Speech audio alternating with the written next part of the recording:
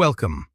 This is one of those topics where the official documentation explains what it does, but doesn't tell you when to actually use it. We're going to fix that.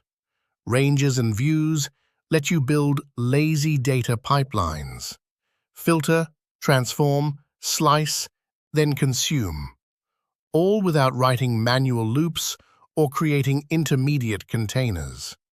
The key skill is knowing when to keep a view lazy and when to materialize it into owned storage.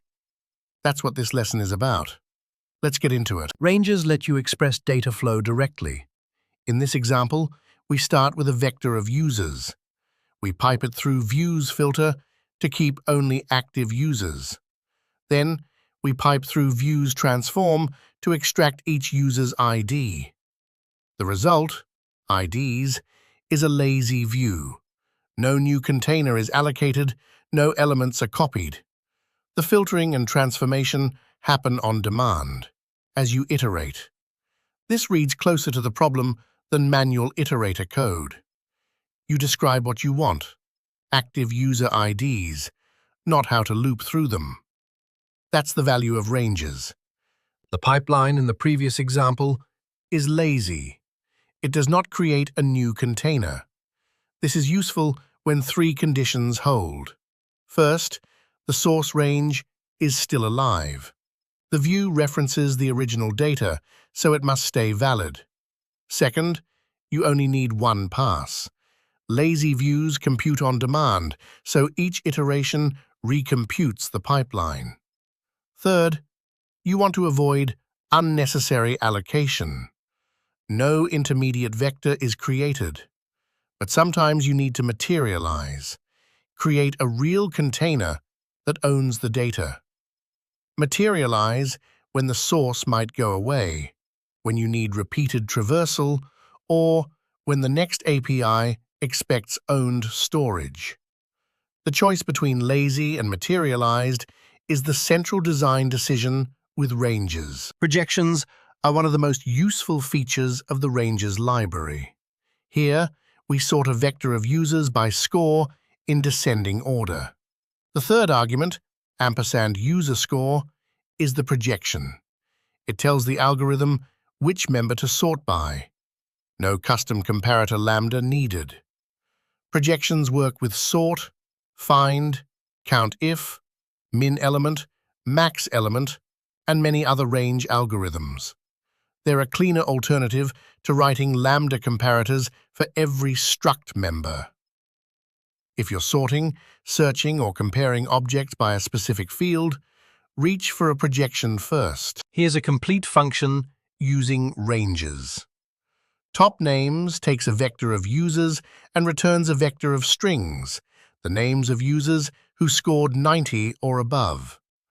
We build a lazy view, filter for scores at least 90, then transform to extract the name. The view is lazy, no allocation happens yet. Then we materialize.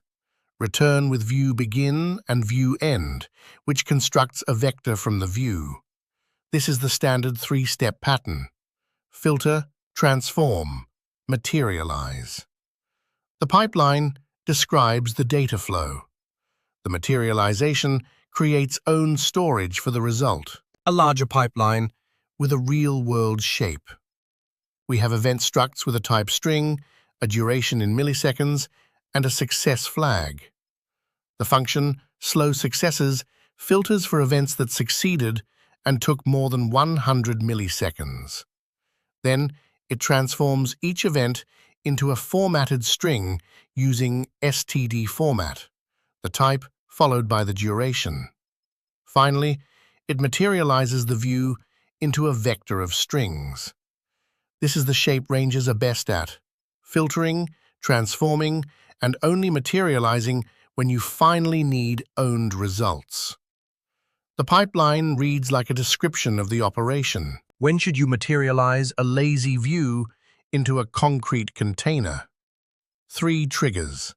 First, the source data may go away before the result is consumed.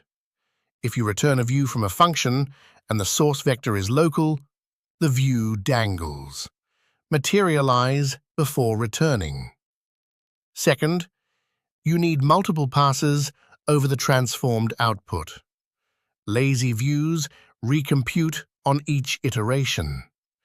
If you'll traverse the result more than once, materialize to avoid redundant work. Third, the next API expects owned storage. If a function takes a vector, not a view, you need to materialize. The pattern is simple. std vector of string cached, constructed from view begin and view end. One line makes the ownership change explicit. 3 common pitfalls with ranges. First, returning a view to data that won't outlive the view.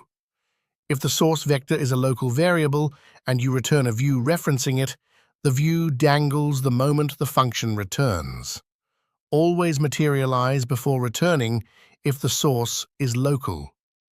Second, packing too much logic into one pipeline.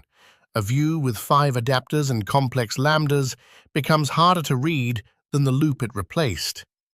If a pipeline stops being obvious, split it into named intermediate views. Third, forgetting that lazy views recompute on each iteration. If your transform lambda is expensive, iterating the view twice does the work twice. Materialize if you need multiple passes. 3 rules for reading a range's pipeline clearly. First, start with the source range. What data are we operating on? Users, events, strings. Identify the input.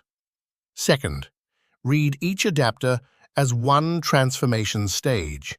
Filter means keep elements matching this condition. Transform means map each element to a new value. Take means first n. Drop means skip first n. Each pipe symbol adds one stage. Third, if any single line stops being obvious, stop and name an intermediate view. Auto-active users equals the filter stage. Auto-active IDs equals the transform stage. Named intermediates are documentation.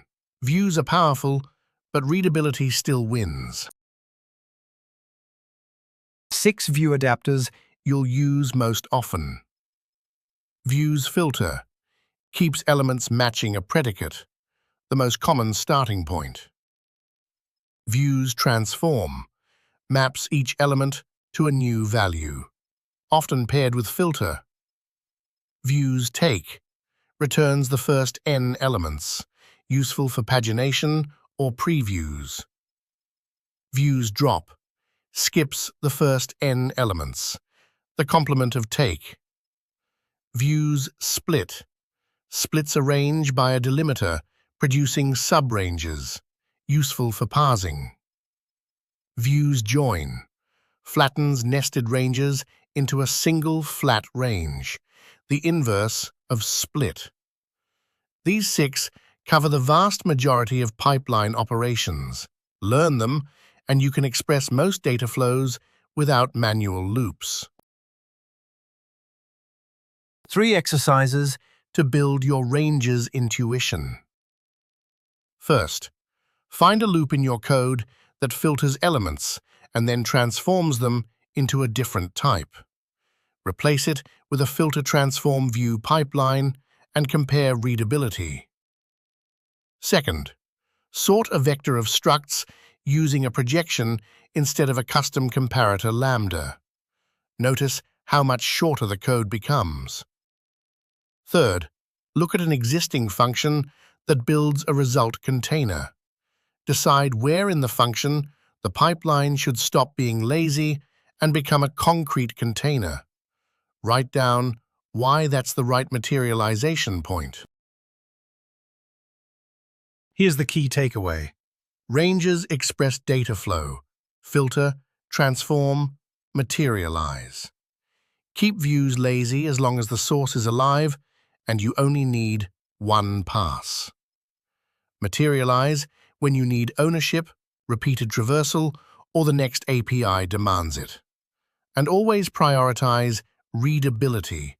If a pipeline becomes dense, split it into named stages.